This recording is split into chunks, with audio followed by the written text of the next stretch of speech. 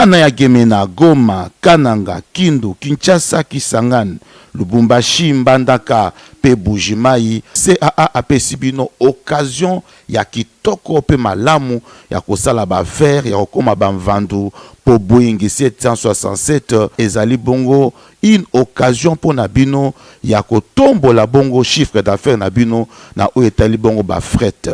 Avion na biso ya mwana ye tokosala na yango mosala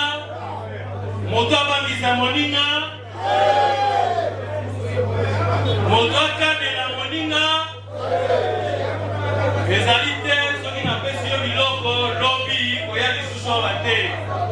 avion na bino yango wana ye tosala mosala lutu tokomema kopo tokomema sani tokomema ba plastique tokomema liberi tokomema ba moto tokomema mituka tokomema ebongo na nzela ya kananga bataba ya bomoi tokomema fumba pe tokomema.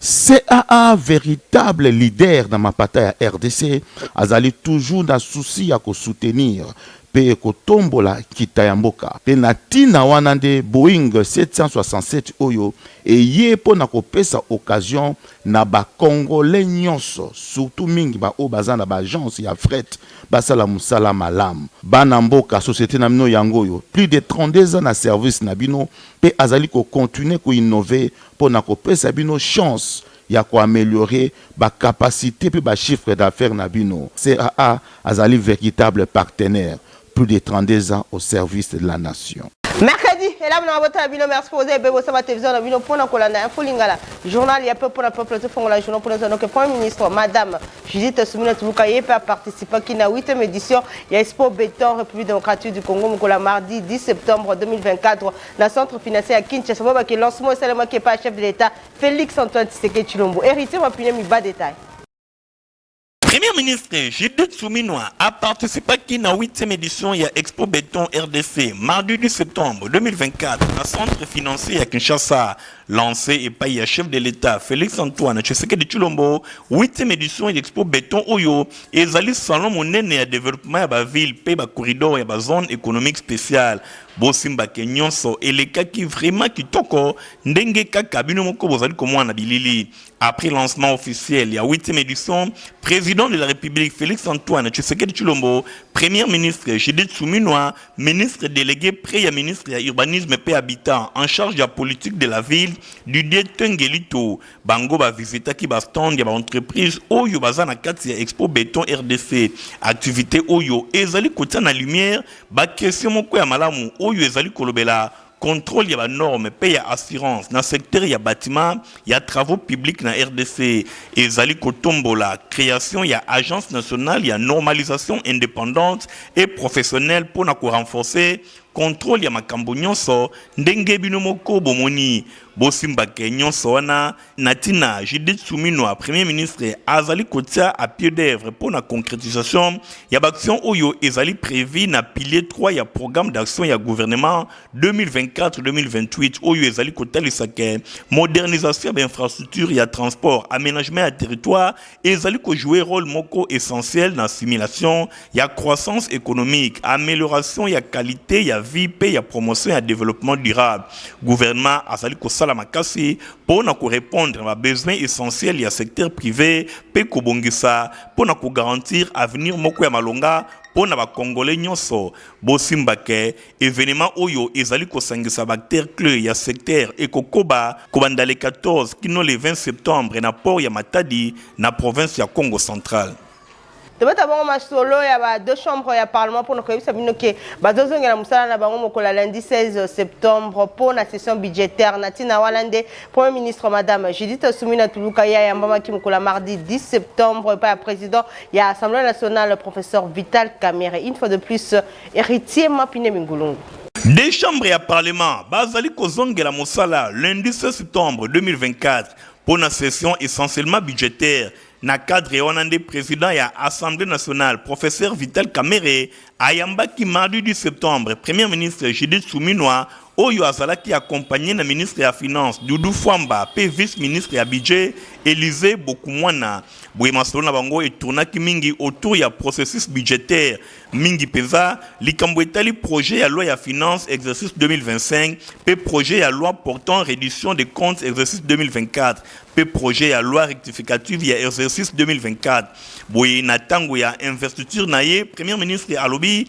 a prometaki ke akotia a profit ngonga oyo po na kobeta masolo na ba différentes institutions ya mboka. Alobi toza na veille ya rentrée parlementaire ezalaki bongo na litomba po na kobeta masolo elongo na honorable président ya Assemblée nationale par rapport ya ba sujet ya ndenge na ndenge. Boyebi ke session oyo ezali session moko budgétaire ezali bongo na litomba toyeba na kobeta masolo po na processus budgétaire kala mingi te toko respecter ba principe nyonso ya loi relative aux finances publiques tokoya ko déposer projet ya loi ya finance exercice 2025 projet ya loi oyo ezali kolobela pe réduction des comptes exercice 2024 pe loi rectificative exercice 2024 ndenge premier ministre Judith Suminwa atalisaki na suka ya masolo bosimba ke premier ministre alobi eloko moko te ekoki ko empêcher dépôt ya projet ya budget 2025 na délai constitutionnel boye atalisi ke contrainte ya temps ezali bongo na incidence moko te na qualité ya mosala oyo esalemi ekozala déposer kalate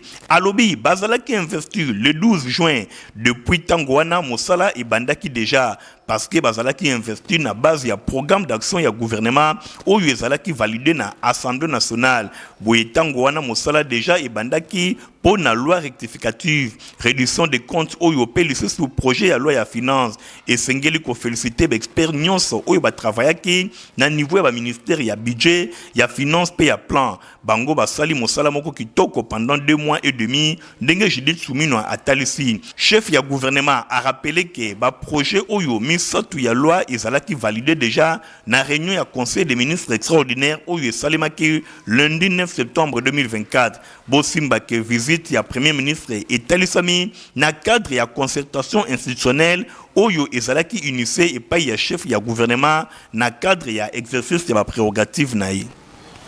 Commission électorale nationale indépendante Sénat Mokuse a pesi message pour la population pour la commission que ba duplicata ba carte d'électeur et zo kopesa ma déjà na antenne nyonso bolanda ba précision longo na Stéphane Skandi. Commission électorale nationale indépendante Sénat na Mokuse azali koyebisa batoke ndenge article 27 ya loi numéro 04/028 ya le 24 décembre 2024 Oyo elobeli identification pe enrôlement ya électeur na République démocratique du Congo après ba opération ya révision ya fichier électoral. Commission électorale nationale indépendante a talisi ke ba duplicata ezali kopesama na ba différentes antennes na ye yango ezali bongo délivré boye kaka na ba antenne ya Seni oyo ezwami na ba chef lié ya chaque territoire na ba ville boye pona oyo etali procédure ya kozwa duplicata pona oyo abungisa carte de lecteur na ye ezali bongo boye. Commission électorale nationale indépendante alobi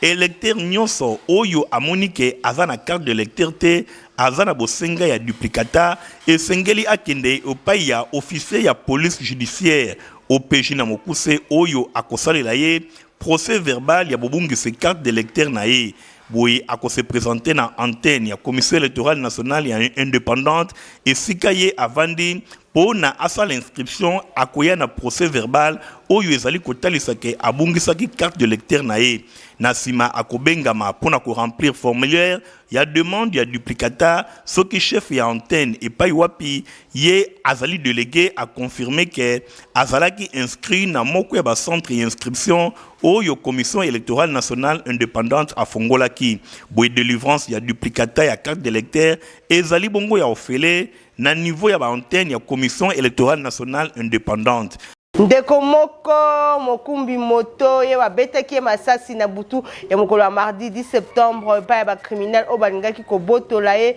moto situation oyo elekanaki bongo na commune ya Kasavubu entre avenue Chaba pe enseignement Midjo Mabasi ba détail. Bandeko bavandi na commune ya Kasavubu mingi penza entre avenue Chaba na enseignement balamuki na tongo ya mercredi 11 septembre na pasi pe mawa komona mokumbi moto moko akwei babeti ye masasi na bakriminel. Situation oyo esalamaki selon bafandi ya nzinga na 2h du matin nde bayokaki lokito ya masasi selon batémoin misusu balobi balingaki babotola ye moto a résister. Misusu pe balobi ezalaki kaka sabotage po moto na ye bakendaki na yango te. Quand à 2h du matin ba coup de balle beti. Pa. Toyeko to panzani biso nyonso la banda ku to bangi. Toyeka ko sutuka kaka to bima libanda boy to moni déjà taximene na se awa ba beti baba na kanti mambuma masasi ya ngwana ezawa na boyeze na panzi. Tokene na ba hôpital mais ba hôpital ba boye vraiment to regretter Fati Beton tela biso makamba ba minganga Fati Beton biso ne to votaki yo mais na hôpital soki ba beti taximene masasi ba komi ko boya biso na ba hôpital mais mutu yo ya kufi na nute mais ba boya hôpital ba boya première raison c'est boya ba ye ko zongisa mutu ba azako bula ba beti masasi bakena ye babengi bamasta bamenie bayene na kazopo baboyi ye bakena pi bake kankokolo aboyi ye nde bamasta na ye baye kobwaka yawo bazongisa sur place oyo na minute to benga chargé d'opération à la police ake kozwa atina bapolisier bazwa ye tokele na ye nazobenga mpe burgomestre ya commune ya Kasavu po atina bato na biso nini ba Croix Rouge pozwa ye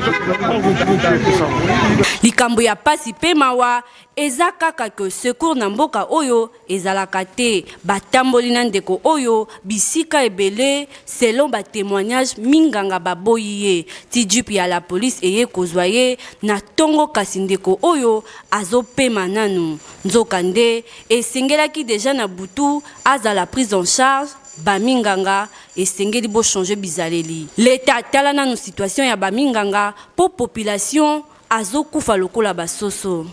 Tobeta bongo masolo ya communauté ya famille chrétienne na nzela ya couple Botolo Bobake ba célébrer qui journée famille chrétienne na nzela ya structure na bango babengi jeunesse de la communauté famille chrétienne. Christian Kengebeni azaki na compte ya Folingala. 40 ans ya communauté famille chrétienne eza kokoba se kokoba na ndingise ya couple Botolo papa Léon na mama Valentine ndakise ya journée famille chrétienne weekend eleki jeunesse ya communauté famille chrétienne jefak na mokuse basanganaki na collège Saint Raphaël na commune ya Limete yangonde e yambaki milulu oyo bosimba nyonso ebandaki na mo ya bienvenue pe ba remerciement et pa ya président trésor liteta na hiérarchie ya communauté famille chrétienne to ba parents na bango na kopesa bango ndingisa ya ko célébrer journée famille chrétienne na sima prestation ya ndenge na ndenge et salemaki ndakisa ba poème ba danse folklorique pe orchestre ya Jefak boye ba interprétation et salemaki à titre individuel bozwa eloko oyo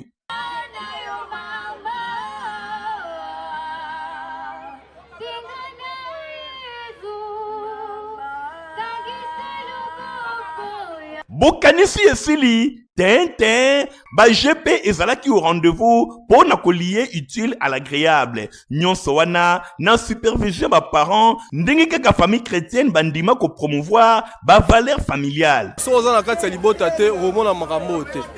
Donc c'est pour nous quelque chose d'extraordinaire ba boti na biso baza ko lakisa biso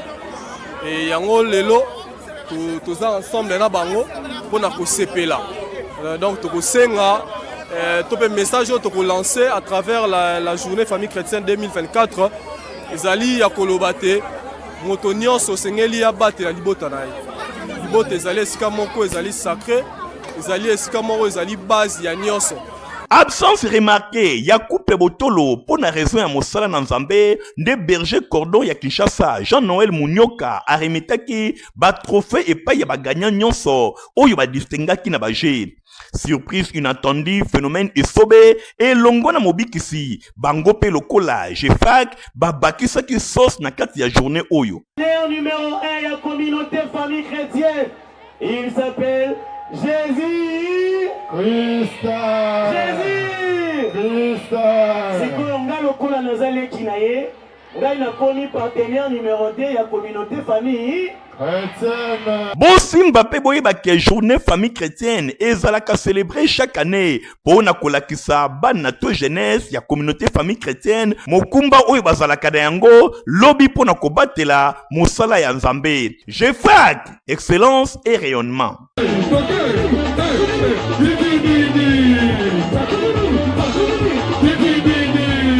Complexe scolaire Maman Pemba a organisé qui premier culte na bango pour l'année scolaire 2024-2025. La Dilandou azaki na contient Folingala.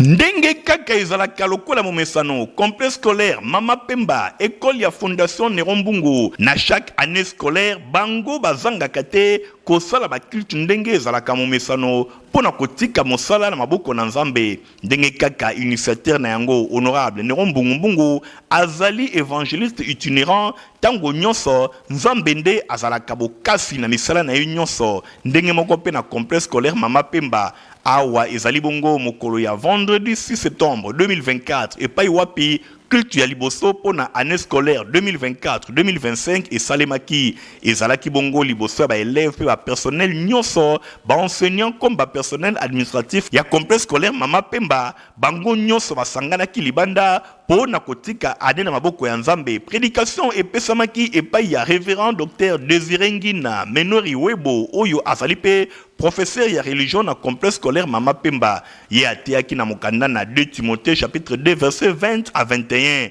epai wapi thème na ye alobaki esengeli ozala vase ya honneur po na kosala mosala na nkolo esengeli moto nyonso azala utile po na œuvre ya Seigneur. Message ya révérend Désiré Ngina ezalaki capté 565 bana nyonso ya complexe scolaire Mama Pemba ezala ba élève ba enseignant tout ba personnel administratif bango nyonso batiki mosala na maboko na Nzambe enfin ke makambo eleka na ndenge ya malamu. Na micro ya Info Lingala yemoko pasteur du jour Désiré alobaki boy lelo ezali culte scolaire ya liboso pe bana baye ebele ailleurs nano ba bandité. Mais biso to bandi déjà na ndenge effective. Alors esengeli peut profiter occasion na premier culte ya koyebisa bana bazala un vase d'honneur pona kotombola lokumu tout d'abord école kotombola lokumu ya visionnaire école kotombola lokumu ya nation. Un exemple passé devant dit à ce Kaka la masole tali honorable Nerombungu Webake évangéliste itinérant honorable Nerombungu ye atiaki mokola dimanche 8 septembre na paroisse protestante ya CAC Lemba Garo Zoming pendant la commune ya Kisenso. Reportage. D'abord texte de base na biso ezalaki psaume 122 1 à 3 à salaki allusion ya ville de Jérusalem oyo ezali ville de paix mboka na kimia. Donc à partir de là, Motei ayoko thème na biso ya mbula oyo na 18e communauté évangélique de l'Alliance au Congo CAC. Soyons des vases d'honneur pour l'Éternel. Tozala banzungu ya lukumu pona nkolo. Ayoko texte oyo ezali kolobela yango 2 Timothée 2 20 à 21. Donc on a illustré et nzungu oyo eza lukumu ezali te oyo tomonaka eza en or en argent ou en bois mais ezali motema na mutu comportement ya mutu yango ne Nzambe atalaka ngo atangi na Galato 5 19 à 21 kuna tomoni misala ya nzoto oyo elongolaka valeur na mutu. Kongo soki tolingi kozala ba vase d'honneur esengeli tozwa oyo molimo abotaka mbuma na molimo oyo totangi na Galate 5 22 à 23. Nos peuples na Nzambe esepeli makasi Nzambe akomisa biso mutuya pona ye pe pona bato pamba te soki toza ba vase d'honneur toza unité na miso na Nzambe nyonso kosala ekozala pamba. Nzambe akumisama asanzolama apambola liloba na ye tosalela yango nkolo na mokolo. Merci beaucoup. moto nyonso alingi asala baimpression ya kitoko mpe ya qualité to mpe alingi asomba biloko nyonso etali imprimerie na ngai koloba boyebake j'emprunte service eza wana mpo na bino mijo mabasi akofaire découvrir bino yango yasika na Kinshasa eye na prix moko abordable impression ya qualité esika mosusu te awa na maison j'emprunte service na mbongo moke ozwi service ya kitoko yoka awa na j'emprunte service baza kosala baimpression en couleur impression noir et blanc grand format bâche pe sérigraphie GM service rapidité prix moko imbattable ndeko kobukana te na j'emprunte service client azalaka toujours satisfait po baza na expérience na domaine oyo etali impression bato ebele bapesa bango confiance ya kosamba eza te kohésite te contacte maison j'emprunte service mpo na type nyonso ya devis na yo awa baportaka mpe secours na bango na oyo etali étude mpe baprojet na bino j'emprunte service baza mpe na service na oyo etali aide mpo na création graphique ya basupport lokola logo dépliant magazine flyer mpe misusu na oyo etali prix ya kosamba eza te na prix mokie basaleli yo impression mpo na bafiche na bino ya A6 A5 A4 A3 A2 mpe A1 spécial promo mpo na bino ndeko awa na prix ya mokie bakitisi yango na structure mpe impression roll up base moyen mpe grand prix mpe ekiti bango bakoki kosalela yo 1000 fois heure ya A6 135 na prix moko ya moke tobosani te na j'emprunte service basalaka mpe vente ya bamateriel ya imprimerie lokola pression t-shirt chapeau encre ya sublimation encre éco-solvant mpe papier sublimation j'emprunte service eza esika ya kobunga te avenue Sergent Moke numéro 4639 Express de Liège référence lycée Monseigneur Chaoumba potopota malonga mpona bana na bino eza protiva pio mpe mokolo kokomela yango opesaka nzoto kitoko mpe okozala lese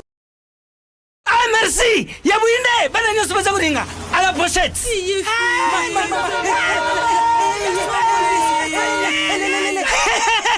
vous allez quoi mais Protivap est tonne la protéine et énergie. Ah papa merci pour les protéines pour les enfants. Eh bino bote la baoni bote na kodona bino ba kanisa ba bonga bona bana na yo bakuma rukura bana oyo fo lesaka bango poto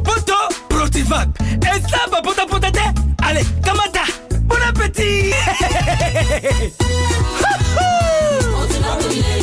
Bana nyasa ba yaka Protivap sisi kulia ya bango Protivap babandi badansi na bango ya babebe pro tala ba yango tata kitoko ntoto makati tukana mbimbi oyo tukana mbimbi makusa Protivap poto kitoko pona babebe pro toza na communiqué écologique bolanda lecture na yango famille bonsei baza na mawa ya koyebisa na bandeko baninga mpe bayebani na bango nyonso liwa ya mwana mama mpe ndeko na bango na kombo ya mama Bonsei Esther yo akufaki depuis mokolo ya jeudi 5 septembre 2024 na hôpital Mama Olive oyo ezwami na Kinkole na komini ya Nsele na nsima ya bokono. Programme ya matanga ezali boye vendredi 13 septembre 2024 nde veillée mortuaire ekosalema na lopango ya libota oyo ezwami na avenue Bénédiction numéro 2 na Mpasa na komini ya Nsele référence arrêt Chisumpa. Samedi 15 septembre 2024 nde nzoto ya mowei ekobima na morgue ya hôpital Mama Olive toujours na Kinkole na komini ya Nsele. Bongo bokundami ekosalema na nécropole Nsele Bambu oyo ezwami na komini ya Nsele. Na nsima ya bokundami bain de consolation topé rafraîchissement ekopesama toujours na lopango ya libota na avenue Bénédiction numéro 2 na Mpasa na komini ya Nsele référence arrêt Chisumpa. Tika ete communiqué oyo ekomela bato nyonso bayebaka mama Esther Bonsei. Place na info ya ba journaux héritier mapine masali no sélection pe commentaire bolanda. Mbote Peboye Ibolamuna info ya ba journaux ya mercredi 11 septembre 2024 oyo tofongoli yango na quotidien La Prospérité concert à commune à ba page intérieure à lobby. Premier ministre Judith Suminwa a confirmé dépôt ya projet ya loi de finances 2025 na délai constitutionnel. Concert à Talisike, deux chambres et à Parlement, Bazali Kozonge la Mosala, lundi 16 septembre 2024, pour la session Oyo Ezali, essentiellement budgétaire. Na cadre Wanande, président ya Assemblée nationale, professeur Vital Kamere, Ayambaki mardi 10 septembre 2024, Premier ministre Judith Suminwa, Oyo Azalaki accompagné, na ministre ya Finance Doudou Fwamba, pe vice-ministre ya budget Élisée Bokumwana. Bango ba betaki masolo na président ya Assemblée nationale, honorable Vital Kamere, pour na kotali saeke, projet ya loi de finances exercice 2025 ezali déjà prêt. Lokola misala ya Assemblée nationale ezali kozonga lundi 16 septembre 2024,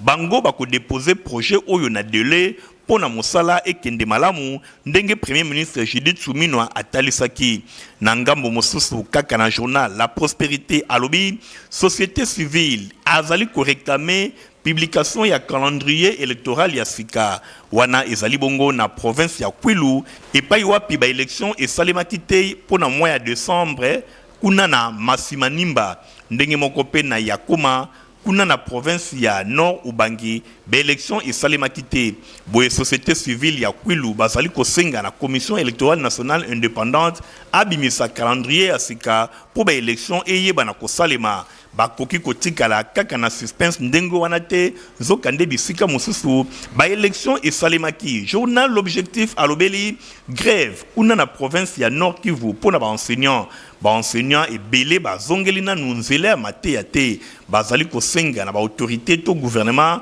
ba résoudre ba problème na bango to ba revendication na bango soki te ba kozongela nzele ya mate ya te kasi ba autorité mosusu bazali ko menacer bango balobi soki bazongeli nzele ya kelasi te ba ko remplacer bango na ba nouvelles unités bango balobi ba kozala intimider soki mokete pamba te droit ya grève ezali garanti na constitution kaka na journal L'Objectif na oyo etali société a beteli biso ya avenue Mobutu na commune ya Kimbanseke yango ekei ba bengi mingi route cimetière ezali ya kobeba makasi population avandi na commune ya Kimbanseke azali konyokwa manandenge ya kosakana te pona kobima na Kimbanseke pe kokende na centre ville kaka motonde ezali komema bango kasi yango ezali kokoute vraiment cher bazali vraiment na pasi makasi basengi na ba autorité babongisa route cimetière Kimbanseke pona kosunga bakumbi mituka pe population ba vivre na kimia. Voilà na information oyo ndeto sokisi info ya ba journaux ya poko ya lelo botikala malamu. Bozala kebele pona kolanda info lingala journal ya pepo na pepo soki se fait kinango pusa merci na Igor Ntingi Matomina azaki na caméra ya celle qui journal oyo e makitoko na bandaku na bino concours rédactionnel ya Nadine Asona Mouyala pe Midjo Mabasi Marie-José héritier Mapinde Mingulungu a superviseur qui journal oyo montage sima ki pa Fabrice Lundombi ngala bino topsane rendez-vous Nicolas Koya au revoir. Espace 55 na commune ya Kinshasa et tonda kibongo na ba délégué ya ba agence ya fret ya RDC.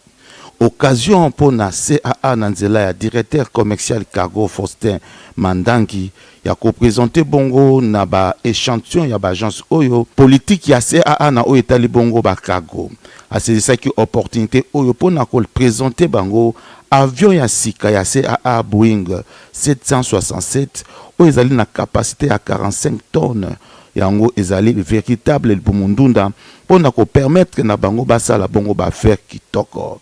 ndenge ka toloba bana kini ya bino société oyo etali aviation yango CAA ya bo ezala te di jamais vu au Congo 45 tonnes donc ndenge to aboye ata kuna na Bukangalonzo ekokoma ata kuna na Bunagana ekokoma à cause ya CAA tosengi bino bopesa confiance na agence ya CAA soki tozuka ka 3 avions ya boye na ville ya Kinshasa to na Congo mobimba to faciliter maman des enclavements na Itali ko sala ba fret ya ba koli komi tungisa meroza la soute. Pourquoi tolo ba bongo? Parce que et permettre programme à 145 territoires dans la place de Sénébotine de matériel. Ah voilà, 145 territoires. Ministre, Otojo Betali Solo, Benabiso, Guilaine Yembo, dans la place de Sénébotine de CAA. Et vous même 6 voitures à Minene, 6. Parce que ça aussi, il y a comme 20. Et même on peut quitter, on a Sénégal 45 tonnes. Il y a autant de matériel. Il y a moto Sénébino, on peut s'asseoir à confiance. Les agents s'assurent à démontrer de quoi il est capable pour désenclaver la RDC sur le plan aérien. Donc merci, c'est un match qui tourne. Oui, avec Boeing 6765, en tout cas, Masola Sili. Masola Fret na Congo Sili. Papa Sibiso Moutou passe na avion, Fula qui m'a dit que mais l'autre jour avion na Tsika, le Seigneur na agence Nyonso, Fret Nyonso, compagnie Yango CAA. Papa Sibiso avion à Sika, avion Motouya. 45 tonnes, en tout cas avec tonnage, en tout cas côté de Tozaro Sepela. Avion Boesso Zarumi Balé na Congo, en tout cas Tolali Pongia ba bébé. Vous allez causer un abakozi ya CA pour avoir eu Oyo ba pesi et des peuples congolais. Mais aider nyo sauter. Baba qui sabilo kwa boyeza na tamisato. Pour 45 tonnes oyo soki ezali misato na kati ya République démocratique du Congo na bandi ko zalaise mo makasi. En tout cas toujours féliciter bango na oba sali baba ki sa musu basukela awate baba ki sa bilo betoza na mi balé misato pour faciliter peuple congolais ata mutazana bitabe amona ndenga kotina ya. CAA azali véritable partenaire plus de 32 ans au service de la nation.